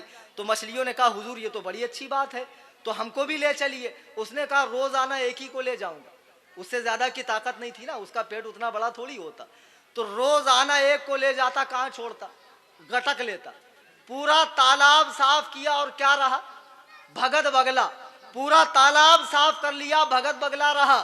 ایسے یہ بھگت بگلے ہیں، قرآن و حدیث پہ چلنے کا دعویٰ تو کرتے ہیں۔ میں نے صحیح بخاری سے 12 مثالیں پیش کی جس کے خلاف یہ لوگ کرتے ہیں۔ سنی جنتی مسلمانوں، میلاد کا موسم آیا، سنی مسلمان اپنے آقا کے آمد کی خوشیاں منا رہا ہے، ویسے میں یہ میسج کرتے ہیں صحابہ نے لائٹیں لگائی تھی، صحابہ نے جھنڈے لہرائے تھے، صحابہ نے قمقمے لگائے تھے، ذرا ان سے پوچھو ابے گدہ الذی، صحابہ نے شادی کے ٹائم کارڈ چھاپے تھے، صحابہ نے ہال بک کیا تھا، صحابہ نے 72 قسم کا آئٹم ٹھوس ٹھوس کے بھرا تھا، رات بھر ٹائر پنچر کیا تھا، رات بھر بریک فیل کیا تھا، فضول اعمال مسجد میں پڑی تھی، مسجدوں کو کھانے پینے کا اڈا بنایا تھا۔ صحابہ صرف میلاد کے ٹائم یاد آتے ہیں، اور پھر کچھ لوگ کہتے ہیں صاحب میلاد تو ہم منائیں گے لیکن نبی کی پیدائش میں اختلاف ہے نا، آپ ہی کے اعلیٰ حضرت لکھتے ہیں کہ 8 تاریخ کو پیدا ہوئے، اب بتاؤ آپ 12 کو کیسے مناتے ہو؟ آپ ہی کے اعلیٰ حضرت لکھتے ہیں۔ اچھا تو اختلاف ہے، اس کا مطلب چھوڑ دیں، اختلاف کس میں نہیں؟ 2 رکعت نماز میں ہاتھ باندھنے سے سلام پھیرنے تک 4 اماموں کا 200 مسئلوں میں اختلاف ہے، کتنے؟ ہم ایسے باندھتے ہیں، شوافے ایسے باندھتے ہیں اور مالکی باندھتے ہی نہیں ہے۔ نماز کے مسئلوں میں اختلاف، کیا کسی مسلمان نے نماز پڑھنا چھوڑا؟ جو جیسا صحیح سمجھتا ہے کرتا ہے۔ روزوں کے مسائل میں اختلاف، حج کے مسائل میں اختلاف، دین کے ہر رکن کے اندر، ہر حکم کے اندر اختلاف ہے، لیکن اس کے باوجود تمام مسلمان کرتے ہیں۔ اگر میلاد میں اختلاف ہو تو ہم 12 کو مناتے ہیں، آپ 8 کو منائیے۔ بے شک منائیں گے؟ نہیں منائیں گے۔ منانے سے روکنا ہے۔ یہ بھگت بگلا بہت ہوشیار ہے۔ ایک گاؤں میں ایک دیوبندی ملا آیا، اب اس نے دیکھا کہ سب پکے سنی ہے، نیاز فاتحہ والے ہیں، تو نیاز فاتحہ سے روکنے کے لیے کیسے بول رہا ہے معلوم ہے؟ بولے آپ لوگ کھانے پہ فاتحہ پڑھیں گے، اب وہ نیچے گرے گا تو بزرگ کہتے کہ اس کو پلکوں سے اٹھاتے۔ لوگ بولے ایسا کیسا اٹھاتے؟ نہیں اٹھاتے، بولے فاتحہ مت کرو۔ کتنے آسانی سے اپنی بات منوا لیا۔ یہ لوگ قرآن و حدیث کا جھانسا دے رہے ہیں۔ عزیزان ملت اسلامیہ، خدا کے لیے ہوش میں آ جائیے۔ اہل حدیث جو لفظ ہے نا، اس کا اطلاق ان لوگوں پر ہوتا جنہوں نے حدیث کی خدمت کی، جنہوں نے حدیث کو جمع کیا، حدیث کی کتابیں لکھی، حدیث کے سند کی جانچ پڑتال کی۔ اہل حدیث اہل اسلام کی اصطلاح میں ایک علمی طبقے کو کہا جاتا ہے، لیکن آج رکشہ چلانے والا اہل حدیث، حجام اہل حدیث، اسکول کا ہیڈ ماسٹر اہل حدیث، اور ایسے لوگ دعویٰ کر رہے ہیں معاذ اللہ کہ ہم لوگ قرآن حدیث سمجھ رہے ہیں، اور ایسے لوگ سمجھ نہیں رہے ہیں، خدا کی قسم قرآن و حدیث کے نام پر گمراہ کر رہے ہیں۔ اب آخر میں صحیح مسلم کی حدیث میں سنا دوں۔ بخاری تو میں نے بتا دی کہ بخاری کی 12 ایسی حدیثیں میں نے پیش کی جس کے خلاف یہ لوگ کرتے ہیں۔ صحیح مسلم بخاری کے بعد دوسرے نمبر کی کتاب ہے۔ صحیح مسلم میں امام مسلم اس کے مقدمے میں ایک حدیث لکھتے ہیں، عن ابی ہریرہ قال رسول اللہ صلی اللہ علیہ وسلم یکون فی آخر الزمان، اللہ کے رسول کہتے ہیں آخری زمانے میں دجالون کذابون، جھوٹ بولنے والوں اور فریب دینے والوں کی ایک جماعت پیدا ہوگی۔ نبی فرماتے ہیں دجال، دجال کہا نبی نے، عربی میں دجال دجل سے بنا ہے، اور دجل کہتے ہیں دودھ میں پانی ملانا اور پانی کو دودھ کے بھاؤ میں بیچنا۔ نبی فرماتے ہیں میری صحیح حدیثوں میں جھوٹی حدیثیں ملائیں گے، ایسے لوگوں کو نبی نے دجال کہا۔ دجالون کذابون، آخری زمانے میں جھوٹ بولنے والوں، فریب دینے والوں کی ایک جماعت پیدا ہوگی۔ وہ کیا کریں گے؟ یاتونکم من الاحادیث، وہ تمہارے سامنے حدیثیں لے کر آئیں گے۔ ان کی پیشن گوئی، ان کے آنے کی بشارت، ان کے آنے کی خبر اللہ کے نبی علیہ السلام نے صحابہ کو دے دی۔ آخری زمانے میں ایک جماعت پیدا ہوگی جو تمہارے سامنے حدیثیں لے کر آئیں گی۔ حدیثیں جیسے آج یہ لے کر آتے ہیں، آپ نے ایسے ہاتھ باندھا، حدیث میں تو ایسے لکھا ہے۔ آپ نے آمین نہیں چلایا، حدیث میں ہے آمین چلانا چاہیے۔ نبی فرماتے ہیں تمہارے سامنے حدیثیں لائیں گے۔ کیسی حدیثیں؟ بما لم تسمعوا انتم ولا آباؤکم، ایسی ایسی حدیثیں جسے نہ تم نے سنا نہ تمہارے باپ داداؤں نے سنا۔ کبھی سنے تھے وتر 1 رکعت ہے؟ سنے تھے؟ نہیں، یہ لوگ پڑھتے ہیں۔ کبھی سنے تھے تراویح 8 رکعت ہے؟ پڑھتے ہیں۔ کبھی سنا تھا عورتیں مسجد میں آتی ہے؟ لے کر آتے ہیں۔ نبی فرماتے ہیں ایسی ایسی حدیثیں لائیں گے جسے نہ تم نے سنا نہ تمہارے باپ داداؤں نے سنا۔ پھر سرکار فرماتے ہیں فَإِيَّاكُمْ وَإِيَّاهُمْ، ان سے دور رہو، انہیں اپنے سے دور رکھو۔ حدیث والوں کو نبی نے فرمایا دور رکھو۔ کیوں؟ نبی فرماتے وَلَا يُضِلُّونَكُمْ، کہیں تمہیں گمراہ نہ کر دیں، وَلَا يَفْتِنُونَكُمْ، کہیں تمہیں فتنے میں نہ ڈال دیں۔ سرکار دو عالم نے ان سے بچنے کے لیے فرمایا اے سنی صحیح العقیدہ بریلوی مسلمانوں، امام اعظم کا اتباع کرنے والوں، حدیث والوں سے ہوشیار رہو۔ رہو گے نا؟ ارے یار ہر چمکتی چیز سونا ہوتی نہیں، آپ دھوکہ کھاتے ہیں۔ آپ داڑھی دیکھ کر بہت بڑا علامہ ہے، بہت پھر عربی بولتا، عربی تو ابو جہل بھی بولتا تھا، علامہ بنتا؟ ایسے کیسے علامہ بن جائے گا؟ علامہ بننے کے لیے اس کے دل کا رشتہ سرکار کی بارگاہ میں مضبوط ہونا چاہیے۔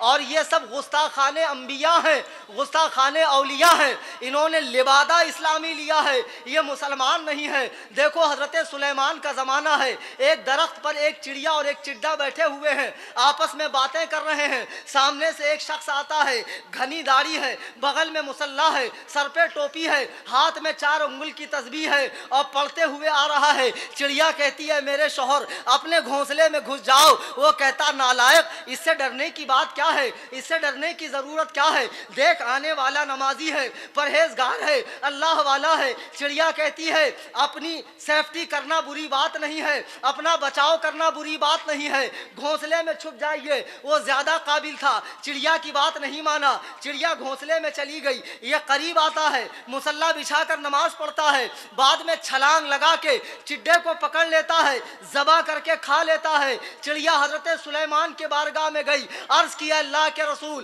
مجھے انصاف چاہیے۔ اللہ حضرت سلیمان نے فرمایا کیسا انصاف؟ کہا آپ کے ایک امتی نے میرے شوہر کو ذبح کر دیا ہے۔ حضرت سلیمان نے اسے بلایا، بلانے کے بعد کہا چڑیا تیرے اوپر مقدمہ ڈالتی ہے، تو کیا کہتا ہے؟ وہ کہتا ہے حضور میں نے شکار کیا ہے، شکار کرنا جائز ہے، کیا شکار کرنا غلط ہے؟ چڑیا کہتی ہے حضور شکار کرنا بے شک جائز ہے، لیکن شکاری کے لباس میں، کیا بات ہے، بہت یہ خوب۔ نمازی کے لباس میں آیا تھا، اس نے دھوکہ دیا ہے۔ حضرت سلیمان کہتے ہیں نالائق، اگر تو شکاری کے لباس میں آتا اور اس کے بعد بھی وہ اپنا بچاؤ نہ کرتا تو تجھ سے مواخذہ نہیں تھا، لیکن تو نے اسلامی لباس پہن کر، تو نے نمازی کا لباس پہن کر دھوکہ دیا ہے، اس لیے تیری سزائے موت ہے۔ دیکھو اعلیٰ حضرت فرماتے ہیں سونا جنگل رات اندھیری، چھائی بدلی کالی ہے، سونے والوں جاگتے رہیو، چوروں کی رکھوالی۔ سبحان اللہ سبحان اللہ، بہت خوب، کیا بات ہے، ماشاء اللہ، ابھی تو سبحان وقت اللہ۔ بہت کم ہے بلکہ ختم ہو گیا، انشاءاللہ پھر کبھی بلائیں گے تو بڑی تفصیل سے میں سنت اور حدیث کا فرق اور غیر مقلدین کے کچھ علمی کارنامے بتاؤں گا۔ بہت ممکن ہے میرے جانے کے بعد ان کے باسی کڑی میں ابال آ جائے، ویسے بھی یہ جانے کے بعد ہی برساتی مینڈک کی طرح ترخاتے ہیں، لیکن ان کو یہ نہیں معلوم میں کوئی یوپی بہار سے نہیں آیا، میں ساکی ناکے میں رہتا ہوں۔ اور جس کی بھی باسی کڑی میں ابال آ جائے، جو زیادہ شیخی بگارے، مجھ سے رابطہ کر لینا، اور تقریر کے بعد میں صبح 4 بجے تک بیٹھوں گا۔ جس بھی غیر مقلد کو آنا ہو، میں نے 12 صحیح بخاری کی حدیثیں شروع میں پیش کی جس کے خلاف یہ لوگ کرتے ہیں۔ جس بھی غیر مقلد میں دم ہو تقریر کے بعد آ کر بالکل بات چیت کر سکتا ہے، اگر مناظرہ رکھوانا چاہتے ہیں بالکل مناظرہ رکھوا سکتے ہیں۔ اس سلسلے میں الحمدللہ یہ فقیر حنفی محمد کلیم حنفی رضوی حاضر ہیں۔ کیا بات، اور میرے سنی جنتی مسلمانوں، بعد میں یہ بقراتی بگارنے لگے میرے جانے کے بعد، تو ان کی باتوں میں مت آنا، یہ سب مچھر پارٹی ہے، یہ لوگ تو ان کو ڈرائیں جو ان کی حقیقت نہ جانتے ہو۔ حضرت سلیمان کے زمانے میں ایک مچھر تھا، وہ ہوا کے خلاف کمپلین لے کر آیا، کہا حضور آج مجھے آپ کے پاس ایک کمپلین لکھوانا۔ کہا کیسی؟ کہا یہ کمبخت ہوا ہم کو جینے نہیں دیتی، سکون سے رہنے نہیں دیتی، اٹھا کے یہاں سے وہاں وہاں سے وہاں پھینک دیتی ہے، پورا قبیلہ پورا خاندان بچھڑ گیا، سرکار کچھ کیجئے، میرا معاملہ لیجئے، میرا مقدمہ درج کیجئے، ہوا کے خلاف کارروائی کیجئے۔ حضرت نے کہا بھائی اب تو نے مقدمہ درج کیا ہے تو جس پر درج کیا اسے بھی تو بلانا پڑے گا نا، تو رکو میں ہوا کو بلاتا ہوں۔ تو کہنے لگا حضور آپ ہوا کو بلائیں گے؟ آپ نے فرمایا بے شک دونوں کو بلانا پڑے گا، دونوں کو سامنے رکھنا پڑے گا۔ تو بولا ایک کام کیجئے میرا مقدمہ واپس لے لیجئے۔ اس کو معلوم ہے نا ہوا کے آنے کے بعد رہے گا، ہوا کے آنے کے بعد رہنا بھی تو چاہیے۔ ہمارے جانے کے بعد کسی فضیلت الشیخ چلی کے باسی کڑی میں ابال آ جائے، یہ گوگل کے مقلد، غیر مقلد، گوگل کے مقلد اگر ٹائیں ٹائیں کرنے لگے تو الحمدللہ یاد کر لیجئے، اچھے سے سمجھ لیں، نام اہل قرآن رکھا ہے، قرآن کے سب سے بڑے دشمن یہی اہل قرآن ہے، اس لیے کہ حدیث کو چھوڑ کر کوئی قرآن پر عمل نہیں کر سکتا ہے۔ قرآن نے خود کہا ما آتاکم الرسول فخذوہ وما نہاکم عنہ فانتہوا، رسول جو دے دے اسے لے لو، جس بات سے روکیں رک جاؤ۔ جس طرح قرآن سے حلال و حرام ثابت ہوتا ہے ایسے ہی حدیث سے بھی دین ثابت ہوتا ہے۔ قرآن اور حدیث کو سمجھنے کے لیے کیا چیز ضروری ہے؟ فقہ کی ضرورت ہے، علم فقہ آنا ضروری ہے، اور اللہ تعالیٰ نے یہ فقہائے کرام کو دیا ہے، ان کی پیروی کیجئے۔ فقہائے کرام کی تقلید کا پٹا گلے سے نکال کر خود سے قرآن حدیث مت سمجھیے، ورنہ اللہ کی قسم قرآن و حدیث سمجھنے کی چکر میں لوگ گمراہ ہو رہے ہیں، اور یہ غیر مقلد جو آپ کو دعوت دے رہے ہیں قرآن اور حدیث پر عمل کی، خدا کی قسم ایسے قرآن و حدیث پر عمل نہیں ہوتا ہے، بزرگوں کے راستے پر چلنے سے عمل ہوتا ہے۔ بے شک۔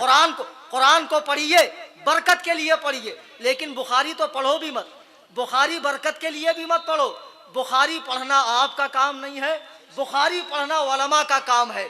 علماء پڑھیں گے، آپ کو سمجھائیں گے۔ امید ہے میرے تمام معروضات کو آپ نے بحسن خوبی سماعت فرمایا اور سمجھا بھی ہوگا۔ کوئی ڈاؤٹ ہو تو تقریر کے بعد ملاقات کریں، شاید کہ اتر جائے تیرے دل میں میری بات۔ انداز بیاں گرچہ بہت شوق نہیں، وما علینا الا البلاغ، صلاۃ و سلام کے لیے کھڑے۔ ہاں ایک منٹ حضرات، ابھی میں نے جو تقریر کی بخاری کی 12 حدیثوں کے خلاف غیر مقلدوں کا عمل بتایا، یہ میری کتاب ہے حدیث کے دشمن۔ اس میں 25 صحیح حدیثوں کے خلاف غیر مقلد عالموں کے فتوے، ان کی کتاب کا نام، جلد، پیج نمبر، کہاں سے چھپی، پورا لکھا ہے۔ اسے آپ ضرور لیں، صرف 30 روپے کی۔ پڑھنا نہیں آتا ہے مدرسے میں دیجئے، علماء کو دیجئے، ثواب کا کام ہے۔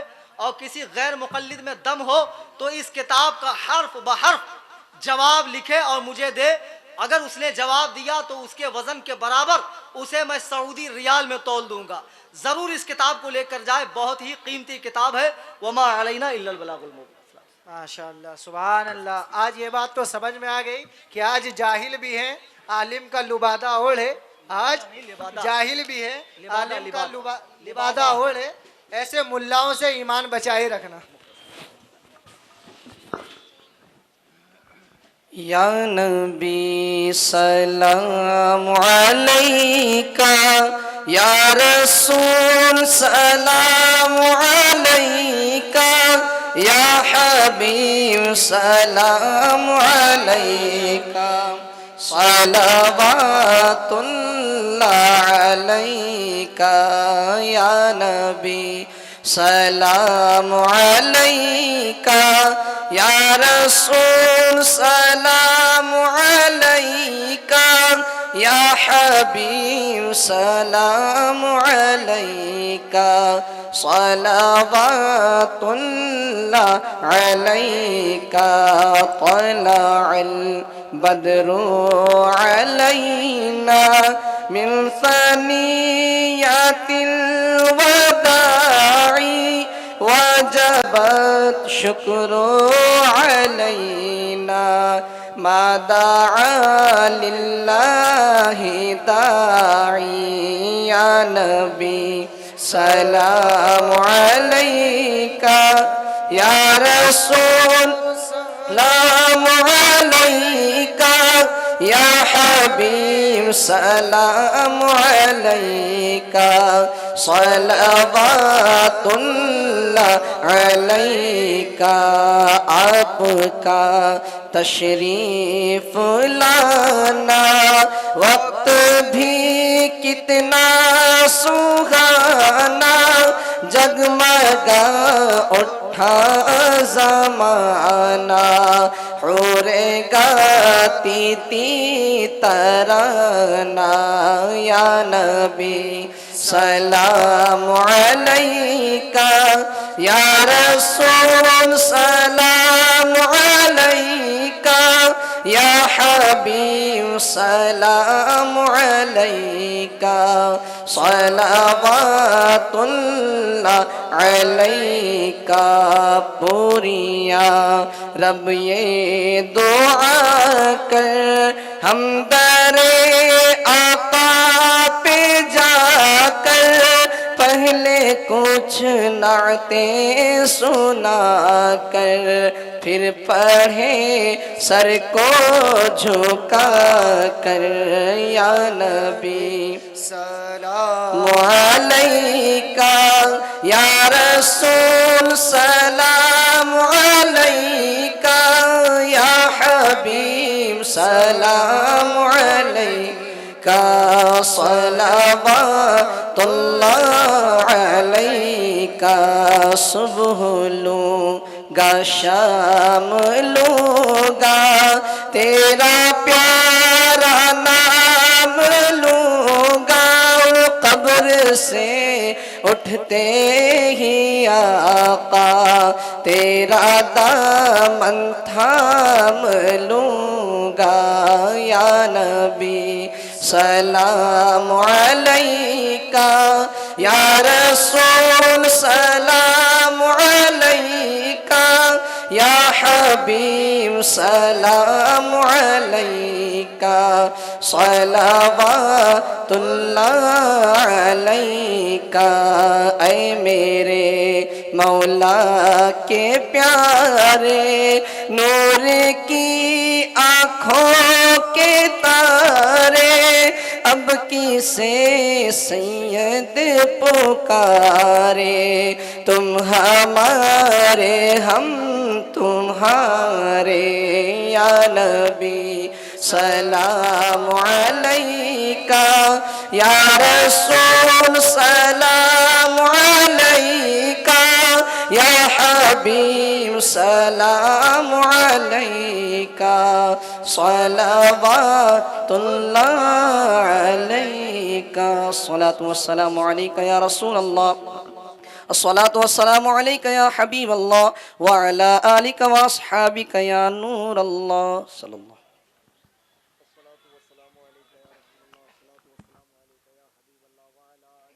حبیکہ یا نورم من نور اللہ کریمہ کارسازہ ملکہ بندہ نوازہ بادشاہ پروردگارہ مولا تبارک و تعالی تیرے یا عاجز بندے تیری مقدس بارگاہ میں دست بدعا ہے مولا ہماری حاضری کو قبول فرما بار الہا اس پر نور محفل کے انعقاد میں جن لوگوں نے دامے درمے قدمے سخنے حصہ لیا مولا ان سب کی کوششوں کو قبول فرما بار الہا جتنے لوگ یہاں حاضر آئیں سب کی حاضری قبول فرما مولا کریم جو کچھ بیان یہاں ہوا اس پہ ہم سب کو عمل کرنے کی توفیق عطا فرما تمام سنیوں میں اتحاد و اتفاق عطا فرما جتنی سنی خانقاہیں ہیں مدارس ہیں سلاسل ہیں پیران طریقت ہے مولا سب کو شاد و آباد رکھ دنیا میں جہاں کہیں سنی صحیح العقیدہ بریلوی مسلمان ہیں مولا ان کی جان مال عزت و آبرو کی حفاظت فرما مولا ہم سب کو مرتے دم تک مذہب مہذب اہل سنت و جماعت مذہب حنفیت و مسلک اعلیٰ حضرت پہ قائم و دائم رکھ مولا کریم رحم فرما کرم فرما جتنے باطل عقیدے والے ہیں جتنے بد مذہب ہیں بالخصوص وہابی دیوبندی غیر مقلد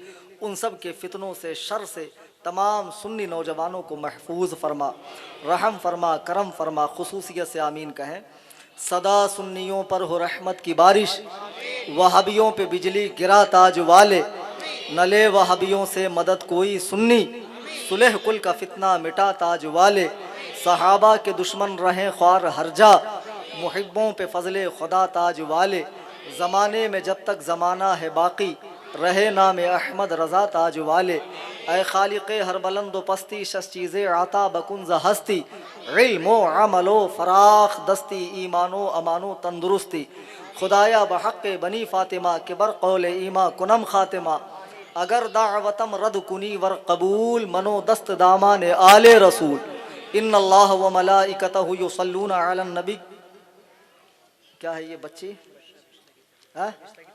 شبیستہ نام کی ایک بچی اس کی طبیعت خراب ہے مولا تعالیٰ اسے صحت و شفا عطا فرما شفاء کامل عطا فرما مرحوم حاجی عمر صاحب مولا کریم ان کی مغفرت فرما قبر میں کشادگی عطا فرما اور جتنے سنی صحیح العقیدہ مسلمان دنیا سے بحالت ایمان فوت ہوئے ہیں سب کی مغفرت فرما ان اللہ و ملائکتہ یصلون علی النبی یا ایھا الذین